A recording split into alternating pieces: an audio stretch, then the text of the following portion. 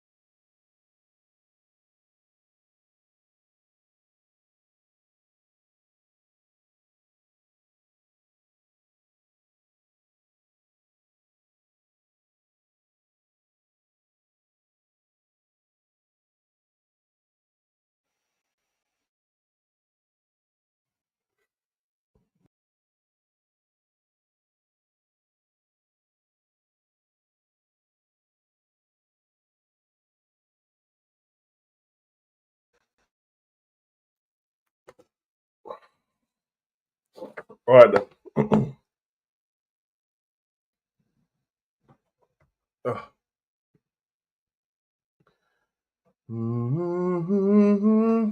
You do know like that use like a delay in it. So when I'm fixing something and you say I can't hear me when I plugged it out, that's obviously you can't hear me. Just saying that. But anyway, big up everyone in the chat, man. I know there's only one talking point everyone's got. You know what?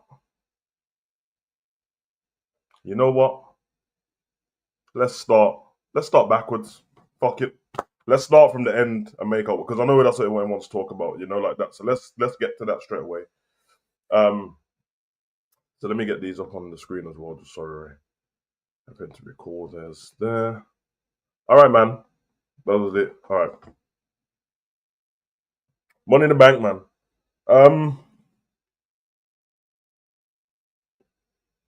Actually, we can't start backwards. We can't, because the running of the show does have a bearing on how I feel about the show and how we kicked off the show. So we kicked off the show with the women's Money in the Bank, if I'm correct. That's what we kicked off with. That's what we kicked it off with. And listen, man, everyone who was in the watch party last night, I think we all had the same reaction. Everyone seemed to have a great time in this match. I feel like all the women showed out. I thought they all did their thing. I thought, from what I've been used to over the last couple of years, especially the previous year with the women's Money in the Bank match,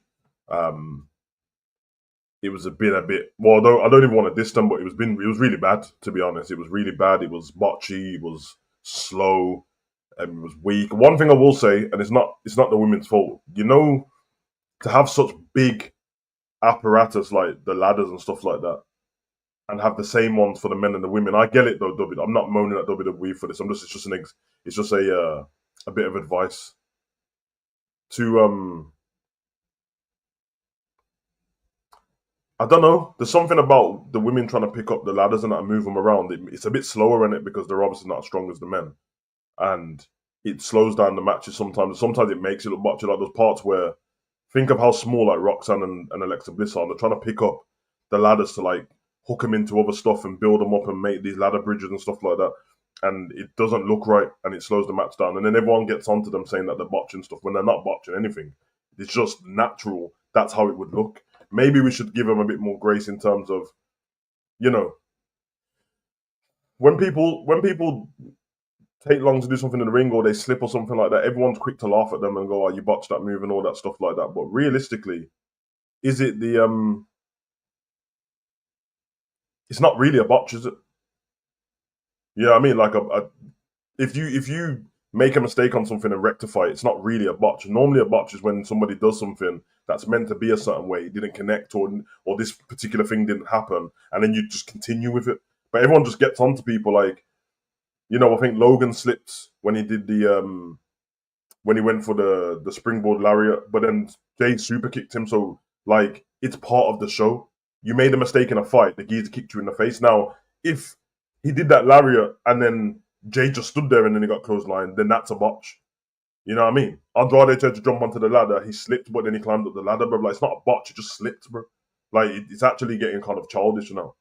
And I just want to help them out in that way because that must be a lot of pressure to have a live crowd, a live audience at home, and you're physically throwing stuff around and having to, balance your cardio out and keep level headed and bring your heart rate down in certain parts. And then people are like, "Oh, you botched that because whatever."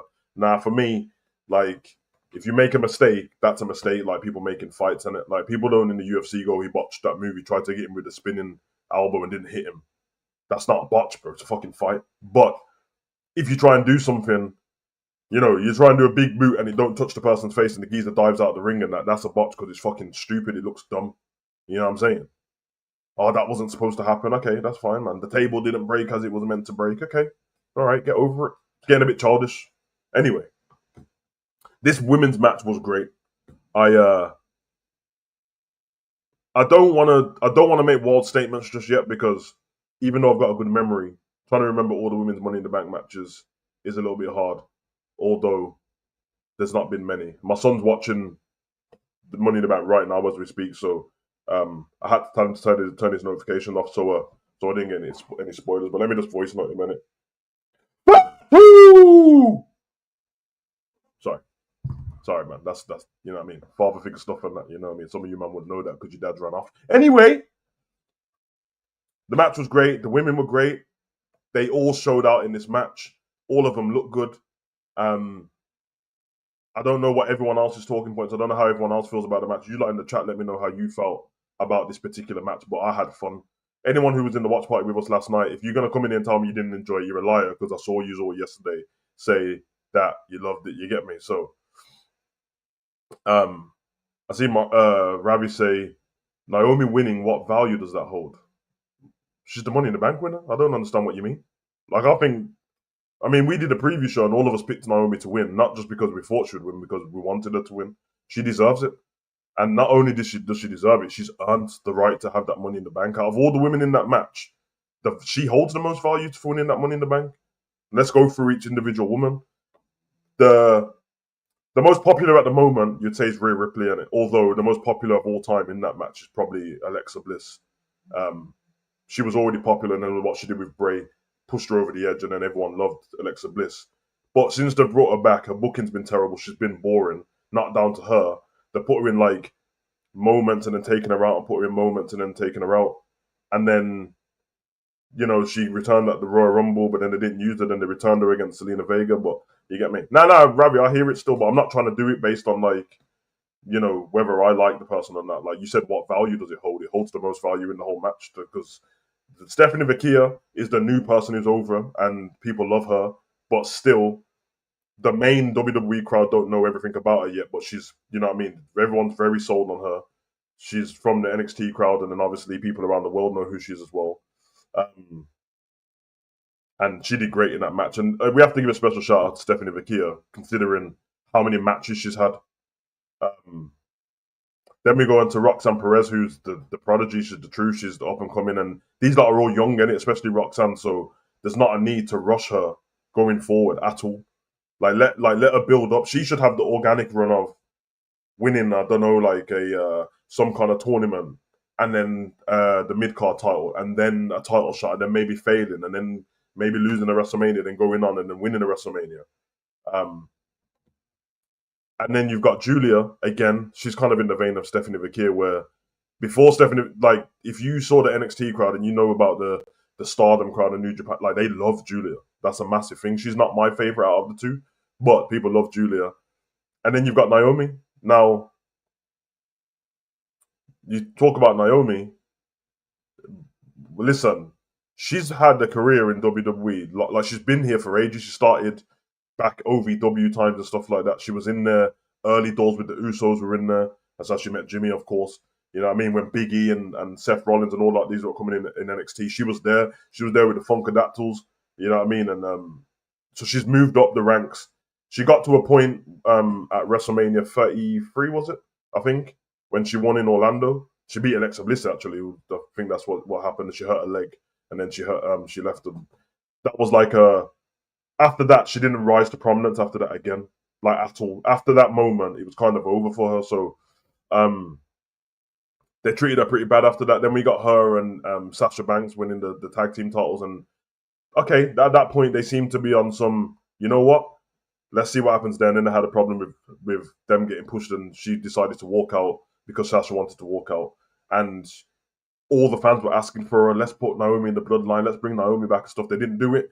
She went to TNA, she forged her own path, she became the TNA knockout champion. She was the most popular woman on the roster, to the point where WWE were forced to bring her back. They brought her back in the Royal Rumble. We thought some great stuff was going to happen, but sadly they brought her back in the Royal Rumble, then decided to bring Jordynne Grace into the Royal Rumble, who had just beat her for the title. And then she kind of got pushed to the back of the pole again, and then we saw her on SmackDown and stuff like that. Prominence trying to go for, these matches, titles, Nia Jax, and so on. And then she kept losing because every time she got into a feud with Nia and tried to get somewhere, Nia had Tiffany with her. Tiffany was the Money in the Bank winner at the time, and she kept stopping Naomi from winning stuff. Then we get her in a tag team. We get the big three as well: Jade, Naomi, and Bianca Belair. They have a great WrestleMania match. They all look great together. They move on from there. They go on. Jade gets injured, and that's the start of Naomi's storyline. We find out Naomi's the one who injured her. She becomes tag team champions. She's well over. People love her. We move on. Elimination Chamber. It gets revealed that Naomi's the one who did what she did to Jade. Now, even though the story isn't perfect, it is one of the stories that has run congruent through WWE, and I do appreciate it, considering loads of other people don't have any stories. And it's brought the best out of Naomi, to the point where I would argue the point with anyone that this is the best Naomi we've ever seen since she's turned heel. Now, Elimination Chamber wasn't that long ago. I think it was February, wasn't it? So it wasn't that long ago. It was after Royal Rumble. And we're in June now. So we'll say like she's been doing this for about 4 months. But these have been great 4 months from her. She's been great. She looks great. She's intense in the ring. She changed her music. She changed her attire. She's on Twitter beefing every single day, trying to get her character over. She's healing every aspect, even kayfabe outside the business. I'm watching her at Natty's party, and she's trying to dance with the rest of the girls, and she's still dissing Jade Cargill. Naomi deserves this. And her having this, considering Tiffany's the one who stopped Naomi winning the title before, is hilarious because it's a full circle moment. Naomi had to watch her back against Tiffany all the time, because every time she went against Nia, she would get involved. Now, Tiffany's got a target on her back, and Naomi can just walk around comfortable knowing I've got a year, I've got 12 months to cash in on you whenever I feel like it. And I don't have to do it now. I don't have to do it. I can do it in 2 months, 3 months, 4 months, 5 months. We can keep going. So she's got that story, and she's got the story with Jade, which Jade's probably going to keep stopping Naomi from cashing in as well. And then you've got the story with Bianca Belair as well, which she's probably going to end up being champion at some point as well. Listen, I wouldn't be surprised if next year WrestleMania, if everything goes well, we get Jade, Bianca, and Naomi in a triple threat match. I'm not even joking. So that's the reason why it holds value, because she's the most valuable one there in terms of what we're talking about. Nobody wants Rhea Ripley in that prominent spot again. She don't need it, by the way, Rhea. She's kind of bigger than the title at this point. So yeah, she did that. She did this Becky as well on the kickoff show because I think Big E said something to her and then she responded about Becky. Um, so yeah, I respect it and I respect Naomi and she deserves to win and she won and she was my pick and I couldn't be happier for her. So moving on from there, we had the Dominic Mysterio. Am I correct? Yep, Dominic Mysterio and Octagon Junior match. Again, I spoke about this right at the end of the show yesterday, so I don't know if you don't want to rate the first match. You can if you want. I'm just going to rate the whole show as a whole. But this match doesn't. I'm not going to diss this match or anything like that. What the fuck is my son? Oh, my son's screwing about WrestleMania being Vegas. But yeah, I'm not going to diss this match because this match was actually good. The only problem they've got is which it was made on a whim, and I think they put this match in there as a filler just because the fans. One, the fans are probably moaning about there only being 4 matches. 2, they probably realised with the running time, without extra ads, we've got nothing because the match wasn't that long anyway. And it did add some credence because earlier on in the night at AAA, that's where the match got made. And some people, WWE thinking is, so people who are Octagon fans who are already in LA probably went and brought last minute tickets for Money in the Bank because they knew Octagon was going to fight against Dom, which is smart business at the end of the day. The only problem is Octagon coming out to the ring. I bet to a lot of the fans, if they went toilet and saw him when they came back, they probably thought he was Dragon Lee. So there was nothing about him. Even though he's a good wrestler, he does some good moves. When the bell rang, he was moving quick. He was really good. He was doing everything that luchas regularly do. So I appreciate that. But the match was what it was. If this match was on Raw or SmackDown, it would have just been a good match on Raw or SmackDown. So I can't overbook it with that. Dom done his normal heel stuff. I like what he does. He really plays up to the crowd. At one point, he tied like Octagon's mask to the rope and then started stomping on his face. The fact that he's got Liv with him adds something. It adds something so much, man. Like I can't explain it, man. It's I know I'm not saying that Dom's like the Joker because he doesn't have that about him, but you know how the way Joker and Harley Quinn is, where she adds so much because she seems to match his crazy. That's what Dom's got, and I love that, man. I think that's cold. So big up ends. So yeah, I thought it was a good match, but obviously it could have been missed out. Like we could have replaced this match with a Street Profits tag team match or something like that, which would have been better for the show. Or you could have replaced it with a United States title match. So anyway, for the women, I mean, obviously Jacob Fatu. Actually, he could have defended it. Actually, come to think of it. But yeah, that was what it was, and can't get too mad at it. Moving on from there, we had Becky Lynch and Lyra Valkyria for the Intercontinental Championship, and a weird match only because looking forward to this was a nil point for me. I wasn't interested in looking forward to it. They fought each other. This is technically the 3rd time now. Obviously, this story started at WrestleMania. They won the tag team titles off Liv and Raquel, and then the Raw after Mania. 1 day later, or 2 days later, they lost the titles, and then Becky snapped on her and turned heel eventually, and they've been beefing, and their whole thing is, like it's like it's the Apprentice and it's like the Master and the Apprentice, and Becky is taught. She looks up to Becky. They're from the same place. She taught her everything she knows, all of that kind of stuff. And Lyra just thinks she's better than Becky and doesn't understand why she turned on her, and all of that stuff. The story's a bit here or there. They've tried their best. The video package was great for it. And as I said to people who was in the chat yesterday, I don't know if anyone saw Lyra sit down. It was great. Her sit down was great. It was way better than her promos. But yeah, we'll take this match for what it was. The build up was all right, even though it was rinse and repeat on Raw. And then when they got into the match itself, I thought the match was really good. Like I actually thought the match was really good. I think it showed and expressed how good Lyra is in the ring, because she's really good in the ring and she looks great and she has something about her. And people know in the chat, all I was saying is, WWE, please back her with a story, put some emphasis on her character, give her a character, get rid of the wings or explain the wings in it. Like, if they can do that, people will feed into Lyra. But at the moment, they kind of just see her as a good entrance, and she looks good. But once she gets in the ring and she talks, no one's interested, and then people start the what movement. But after the match itself was really good. There was a lot of reversals and all this stuff, and it eventually ended with a roll up where they tried to roll up each other back and forth, and then on the third roll up, Becky grabbed the tights of Lyra and got the pin. The only thing I'll say, and I have to watch it back, is when she rolled her up, and obviously I knew she was going to go and grab the tights, like big up Scooby. I knew that's what she was going for, that she was about to grab the tights. Becky didn't grab the tights though, like she tried to grab them, but there was nothing to grab in it, so she kind of grabbed her ass and pinned her. But grabbing her ass and pinning her is not illegal. I mean, it might be illegal on the streets, but in WWE, that's just a roll up. So I don't understand why they did it like that. And this is the second time now second time in a row they've had weird finishes, because the last match they had with each other at Backlash, it finished with Lyra having something in her eye, and instead of focusing on the pin, she kind of was rubbing her eye and had one arm on Becky and won the match. This time they're telling me it's a roll up and she's grabbed the tights, but she didn't grab the tights. So if she didn't grab the tights, then you're saying Lyra couldn't get out of the regular roll up, which can happen, but to lose your title like that's a bit meaty. The stipulation of this match, by the way, was if Becky lost, she wouldn't be able to challenge for the Intercontinental title again.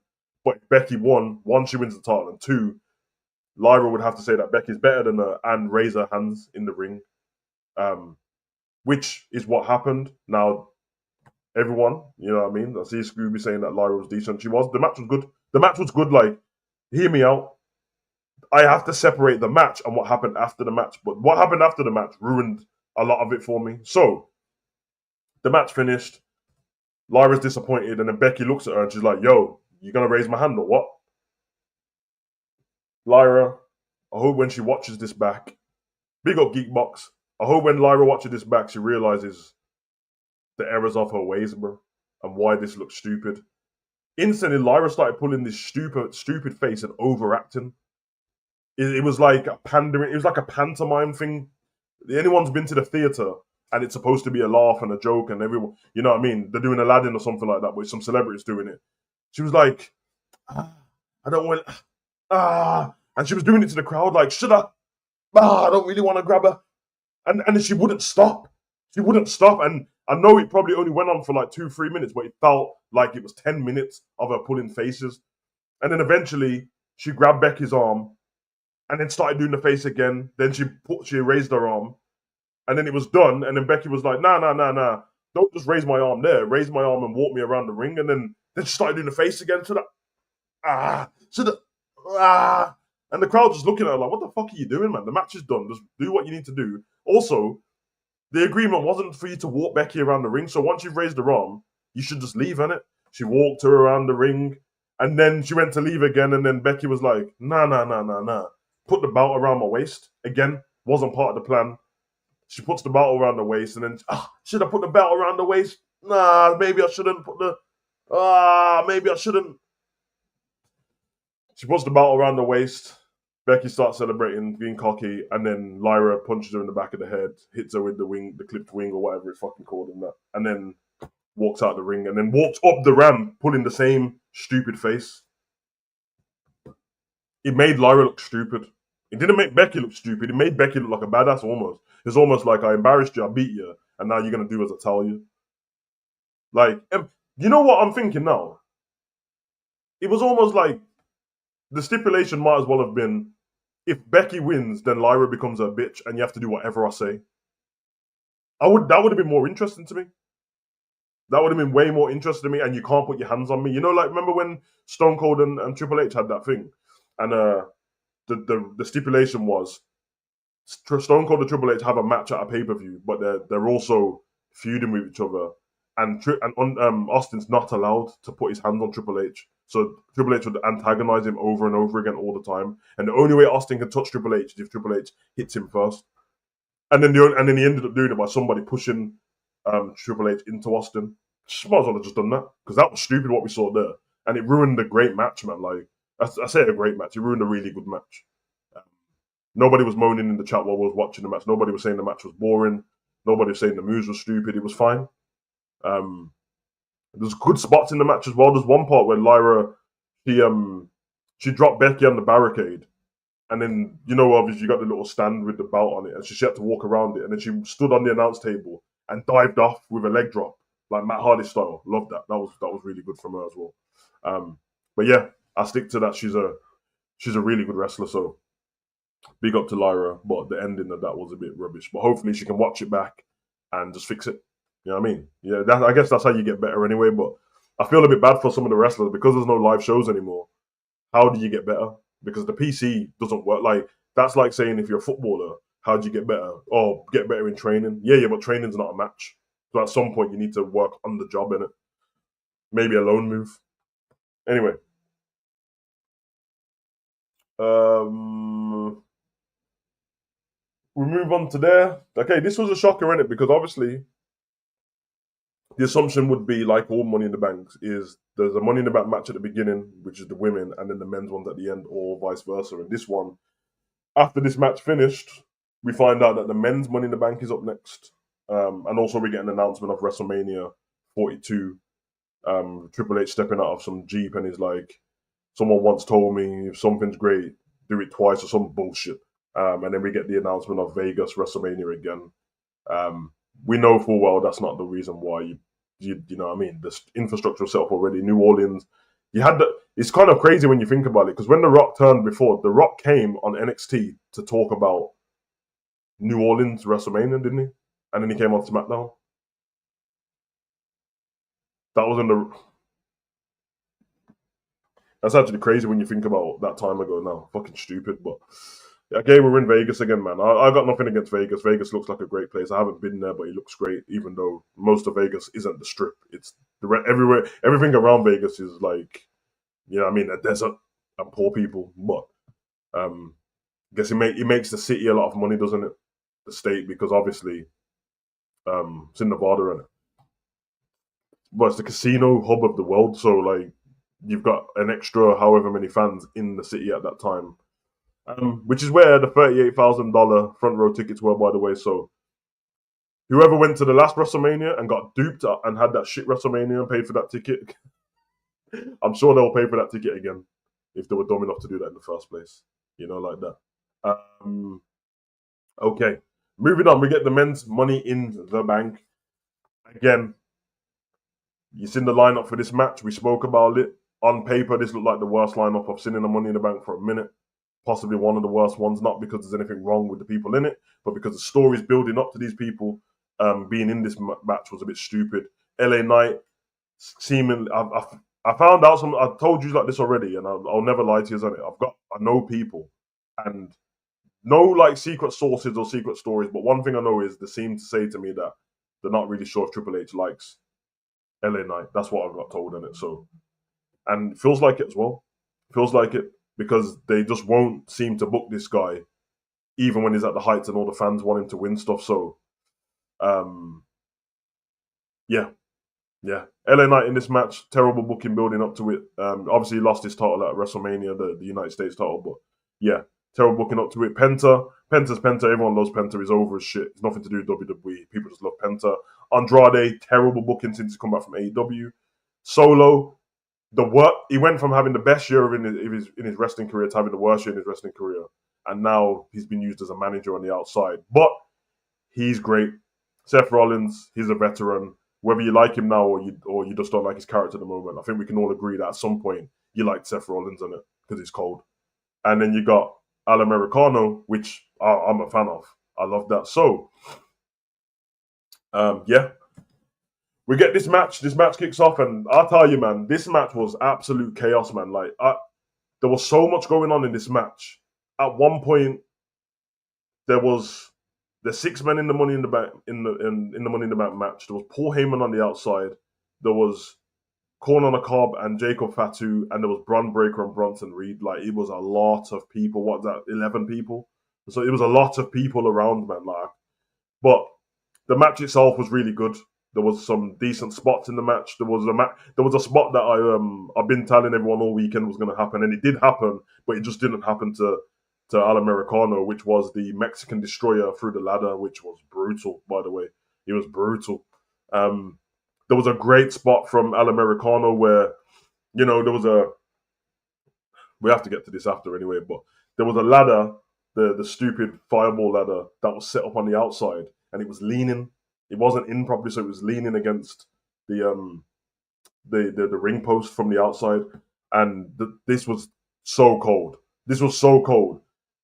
Al Americano climbs up it, shimmies himself across, then gets into then climbs up and then lands up on the. Oh my god, it was so cold as well. Little spots in here. They had Al Americano put in the metal plate in his head and headbutt Penta off the top of the ladder. The headbutt looked brutal, by the way, but again, for the second time in a row, because the last time he did it was a triple threat match. Why is he hiding, pulling it in his forehead when it's no disqualification? So actually, you know what? I let him off with this one because maybe he's not hiding it. Maybe he's just trying to not. Because obviously, if them not see him put it in there, then they're going to stop him. But either way, surely that all the rest at this point are like, don't let Al Americano headbutt you because he's going to have a metal plate there. So I don't understand why they keep doing this sneakiness with the briefcase. There was some weird shit that got said on commentary in this match, by the way, and I did take notes what was on stream tonight. We can't let this slide, and it's a big bonner, but we can't let this slide. All Michael Cole kept saying is that Al Americano is Chad Gable. He seemed fixated on talking about that all match, and he said, "Oh, Al Americano, like Chad Gable had a match earlier on, and he cut himself on his arm, and now the arm's wrapped up." Or those boots that he had on, they're Chad Gable's boots, and I mean Al Americano's boots, and then Wade Barrett will go the opposite way. And he was like, "No, what happened is Al Americano left his boots for Chad Gable to wear, so there was he rented the boots off him." And then Pat McAfee was kind of in between, but kind of on the side of Al Americano. And then this is what got said. Wade Barrett said, "Trust me, that's not Al Americano because I know because his nipples look different."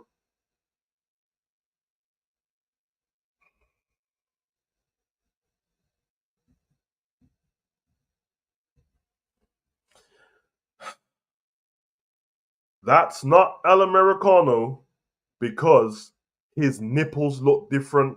The brown around his nipples looks way bigger than Al Americano's.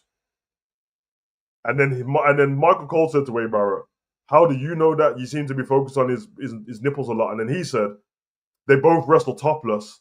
I can see their nipples, and I know that the brown around his nipples are bigger." What the fuck? And then Michael Cole said, "I don't spend that much time looking at the wrestlers' nipples, if to be honest." What the fuck? The commentary team was so weird. They were talking about nipples. Pat McAfee was playing with the Money in the Bank wrestling set and just smashing it like a lunatic. They were yeeting all over the place. I can't believe. I can't like. People have this cheek. I see this every week on NXT. People have the cheek to go on the internet and talk about Booker T's commentary when you've got these lunatics talking about nipples and toys, bruv. What? Can you imagine JR talking about wrestlers' nipples, bro? Nipples. I mean, to be fair, the King would have spoke about nipples, but he would have been one of the women. But it's not the point. It's not the point.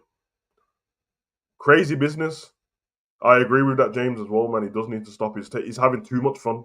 You know what I mean? It's like he's forgetting he's still got a job to do. But yeah, high spots in this match. We got to a point in the match as well, which was dope, where Solo got Seth out the ring. Obviously, Bronson Reed and that had already come out because Seth had called them in, but they caused absolute chaos when they came down. Somebody needs to realize the spear that Bron Breakker gave Al Americano, he absolutely folded in him. I don't think people realize how quick Bron Breakker is. He's that quick. The cameraman can't keep up with him. Yeah, the spear was brutal. Now the spear through the barricade that he did was a bit meaty. Like whatever, nobody cares. And I don't really like this thing where the end of the barricade's not connected to anything anymore because it's like it looks weak, innit? And yeah, I know he was an NFL player, but like. So was Roman, and so was Brock, and so was to be fair, Goldberg spear is ridiculous, but he's so fast. He's so fast. It's kind of mad still, but I mean, spear was crazy. Yeah, it was. It was better than that spear, bro. I think the best spear is done the one on speed, isn't it? But yeah, man, he was tearing people up in the ring. Andrade got mashed up with a spear as well. Then they got given a tsunami and a senton, and they just run rough shot out there. And then Jacob Fatu's music goes off, and him and Corn on the Cob come out together, and everyone's like, okay, it's about to go down now because we saw on SmackDown that Corn on the Cob was dissing Jacob with Solo, saying that it was all, you know what I mean? No, was it all gas, no brains, is what he said, and we heard that he saw that. So when we saw them come out in unison together, we're like, okay, they come out together. There was a nice standoff where Corn on the Cob and Fatu step up on the apron, and then them lot step face to face, but the ropes in between them. And I can't lie, I said in the chat, trust me, at some point, because obviously we know that Seth won this match, at some point, Bronson Reed and Bron Breakker's going to win them titles off New Day. And this looks like, you know what I mean? For a tag team division, this looked kind of cold, I can't lie. But obviously, with what transpired in this match, obviously we know that Corn on the Cob ain't going to be with Jacob Fatu. But it was a nice moment. Fatu came in and then done Fatu stuff, and it took everybody out too. Protected Solo. Obviously, Corn on the Cob got speared through the barricade with Bron Breakker. So everyone was taken out at that point, and it was only Solo up and Jacob Fatu. And then Fatu lifts Solo up, and Solo gives him a big hug, and then he's protecting, he's guarding the ladder, he's guarding it to make sure nobody gets up. And at this point, naturally, you would think, yes, Solo's won. I said straight away, as soon as he'd done that, I'm like, don't trust him, Solo. Do not trust him, bro.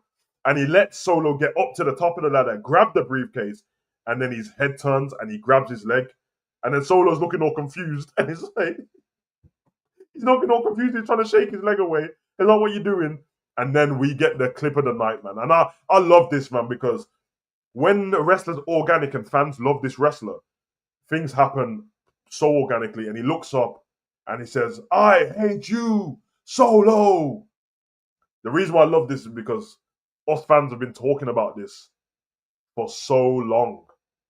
We've been talking about this for so long. When he used to do this, I love you, Solo, after a bit, we all said, I can't wait for that day when he says, I hate you, Solo. And he grabs him off the ladder and then he beats the shit out of him, hits him with a super kick, throws him on the floor, hits him with the springboard moonsault. Then he gives him a spinning Solo through the ladder, the bridge ladder on the outside, and he just walks off. He does a little shaky thing first, and then he walks off. Now, once he walks off, Seth Rollins gets LA Knight rolls into the ring, and the ladder's there, and we're all like, yes, the pick, LA Knight's winning this match. Do we see Seth get in? Tries to grab LA Knight off. I'm literally thinking at this point, LA Knight's going to jump off, give him the BFT, and then win the match. He jumps off. He does go for the BFT, gets reversed. Seth pushes him into the ladder, head first, the back of his head. Then he curb stomps him, rolls him out. Seth Rollins goes up to the top of the ladder, and Seth Rollins is the two-time Mr. Money in the Bank. Now, I'm not happy about it. I don't like it. I'm not looking forward to Seth's shit promos on Raw, talking about how much power he's got. Seth does have, in my opinion, the greatest cash-in of all time, the heist of the century cash-in. But that time's gone now. Like, we don't want to see it. Just like we didn't want to see Rhea Ripley win the Money in the Bank, we didn't want to see Seth win the Money in the Bank. Now, does it make logical sense for him to win? Yeah, I said this in the preview. I want LA Knight to win, but the person it makes the most sense to win is Seth, because he has Bronson Reed and Bron Breakker. You can't come out every week talking about these are like the meal ticket to get where I want. These are the protectors. These are the futures and the killers and that. And then this happens. But we knew in it. So Seth Rollins wins the match. Him and Bron Breakker and Bronson Reed celebrate together with Paul Heyman. I have to say as well, Paul Heyman looks very confused with this group. He looks like he misses Roman, to be honest. But yeah, the match was great. The MVP of this match was Solo. The MVP of this, he kept the fans entertained the whole time. The facial, he's learned off Roman, hasn't he? The facial expressions, the mannerisms in the ring. Obviously, his wrestling skills are pretty good anyway. The way he was trolling LA Knight and he was trolling Penta and doing the Cielo Miedo, and he'd done the Penta walk. He did the LA Knight, yeah. He was taking the piss. Like, he was great. Andrade is pretty good in this match, I'll have to say. But he's always going to be good wrestling-wise, just that he doesn't have much of a character. But that was the match. And yeah, Seth wins, man, and it is what it is.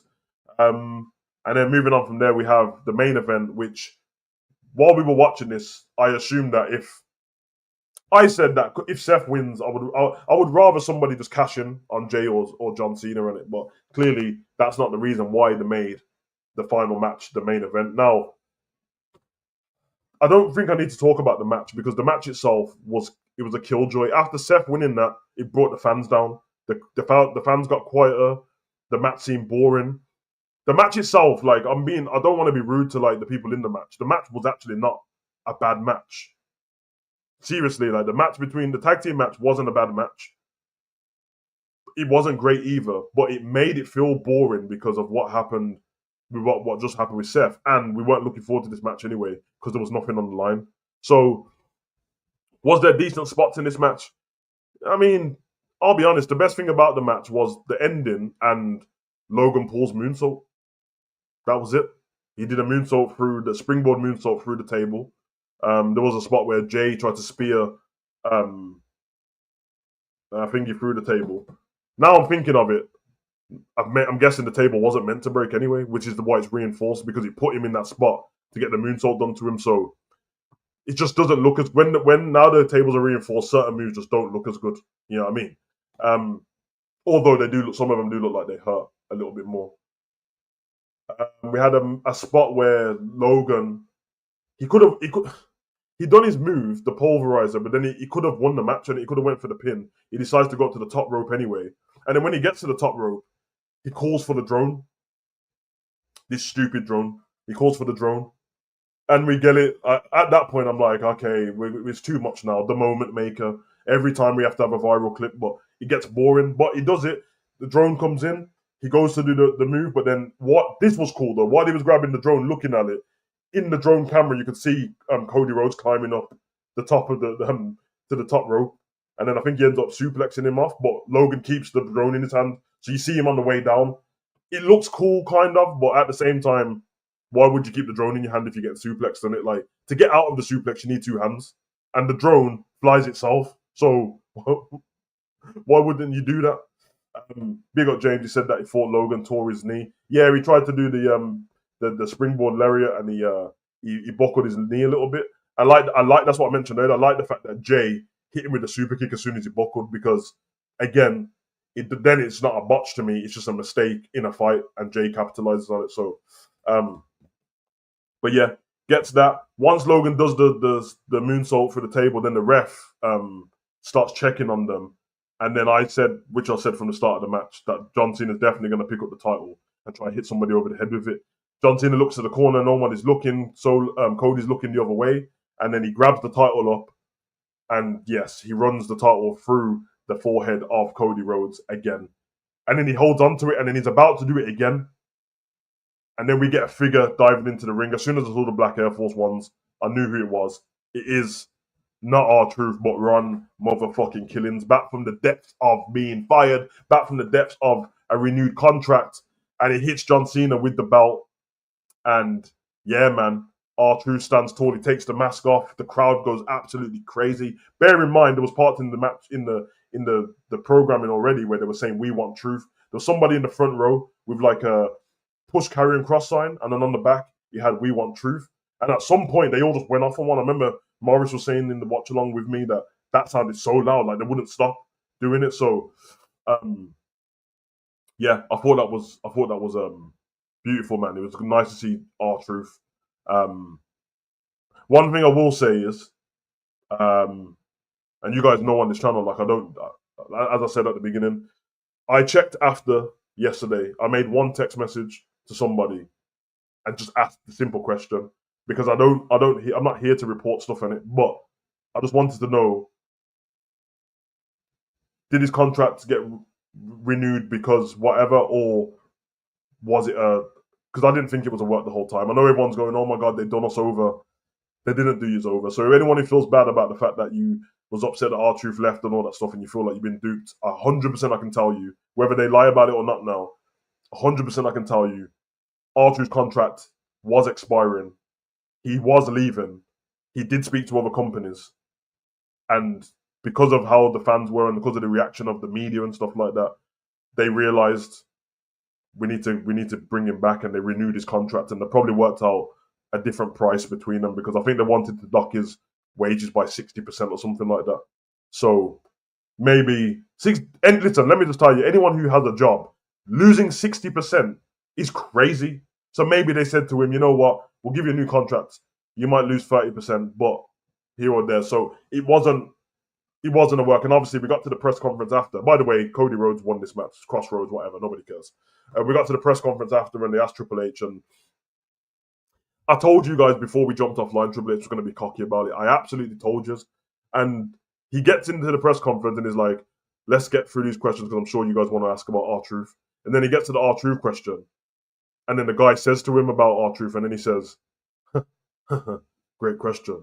Did you enjoy the show? And then the guy said, yeah, I enjoyed the show. And then Triple H went, all part of the show. Triple H, we're not stupid, bro. We're not stupid. Yeah, my bad, Paul Levesque, because Triple H wouldn't have done that. That wasn't part of the show. You made it part of the show, and kudos to you, because I've always said that. If anything changes in real life, make it a part of the show, as long as it's not hurting anyone's feelings, and as long as the two parties agree that they're okay with it. For example, say something happened in someone's life, and they were embarrassed about it, but they're over it now, and everyone knows that it's in the media. You ask that person, do you mind if we use this in a storyline with you, or is it too embarrassing? If the person says, yeah, use it in a storyline, okay, using a storyline. If they say no, then you don't, innit? Because you have to respect your work colleagues and such. And I have, like I said, I made the text message. I got the answer back. It definitely wasn't a work. Also, there's numerous evidence to say why it wasn't a work, and I'm going to do a separate video on it. But one, Kathy Kelly's reaction to R-Truth coming back when she was damn near crying wasn't fake. All of those wrestlers' tweeting their love for R-Truth, and then some of them having to take him down, wasn't fake. All these big media outlets doing all this stuff about R-Truth wasn't fake. They took top selling R-Truth merch off WWE.com, which was the Ron Cena shirts. Wasn't fake. Now everyone's gonna say, "Whoa, they've got the Ron Killing shirts out quick." You know how quick it is to make a T-shirt, bro. The WWE, they have their own in-house production thing. So the seamstress, and that's backstage. So that's one thing. In the press conference, when Jay and Cody was speaking to Big E and whoever else was there, and I'll read you the quotes. I watched it, but I'll read you the quotes, and this will tell you on its own that it definitely wasn't a work. All right. Here we go. I've got it written down here somewhere. Just bear with me 1 second. I don't want to mess this up. So, more evidence. Cody Rhodes on R-Truth return. You guys wanted R-Truth, and it's always our job, everybody here, Triple H, Nick Khan, to give you what you want. So thank you guys for letting us know. Thank you. If it was a work, why would Cody say that? Why would Cody say that? Him home. Tonight, R-Truth's return was not just a surprise, it was a reminder of why we all love this. I don't know why I'm getting emotional, but I just want to say, Kathy Kelly getting emotional. Then, just to top it all off, was the reaction of R-Truth's son on Instagram. The reaction of R-Truth's son on Instagram, young Christopher Killings. The first Instagram post on his story, Triple H addresses R-Truth's return in the press conference. He got a picture of Triple H, is the real. Underneath, Christopher says, "Stop the cap." Yeah? In response to what Triple H said, "Stop the cap." His next post, R-Truth signs, R-Truth is back, the WWE reel. Congratulations on the new deal, Dad. One last run.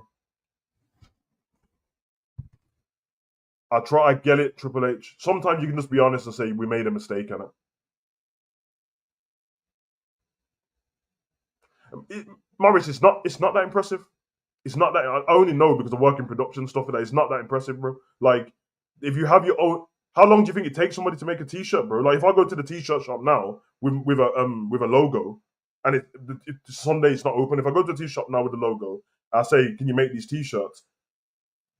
They're not WWE. These are like small regular shops. The woman's just gonna tell me, "Is it a PNG? Yeah. Okay. Can you take the file? Yeah. Okay. Well, we've got 10 more things to do today. So if you come back on Wednesday, I'll have the T-shirts for you." The difference with that shop and WWE when they go to WWE and say, "Can you make this T-shirt?" They don't say, "Oh, we got 10 more people ahead of you." No, we'll just make yours. You're the most important person. It's not that impressive.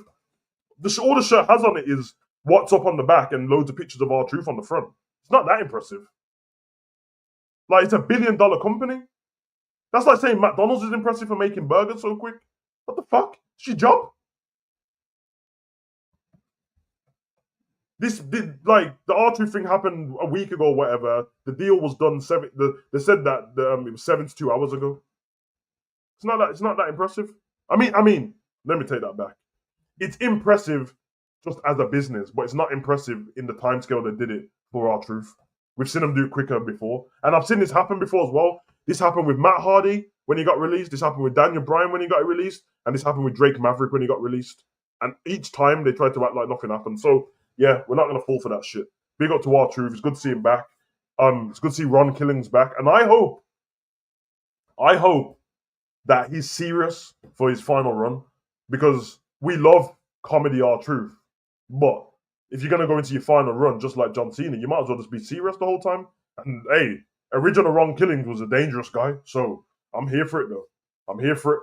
But big up to all you guys in the chat, man. Love for the love. I agree, Morris. I hope he can go and fight in TNA and stuff as well, and maybe NXT. But love for the love. We've done an hour nearly, and I didn't want to do much more than this because I've got some more stuff to do throughout the day. If you guys are interested in football, I'm going to watch football in 45 minutes. Today we've got the Nations League final between Portugal and Spain. It's on at 8 o'clock. I should go live about 7:50, 7:55. If you guys just want to come in and chop it up with me, you can. I know it's a football stream, so I'm not going to be constantly talking about wrestling down there. But if you want to pop in and ask a question, of course you can. So yeah, it's not a problem at all. So yeah, I'm looking forward to it, man. I'm looking forward to it. But if not, then it's Monday tomorrow.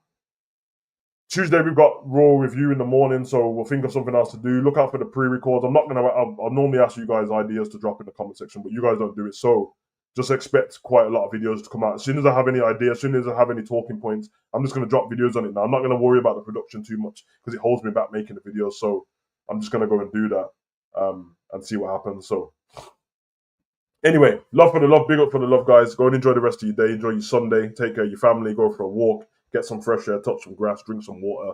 Eat some good food. And yeah, we out of here, man. Peace.